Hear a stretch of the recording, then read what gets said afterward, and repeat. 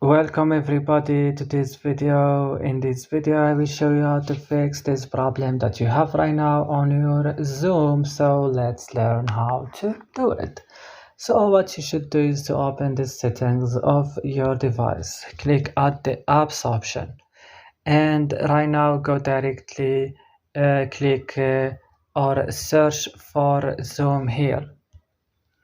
Click on Zoom. Come click add storage, click clear cache, and back now, click force stop and click here OK. So what you have to do now, click on the battery, turn on it on optimized mode, turn on your airplane mode and turn off it next.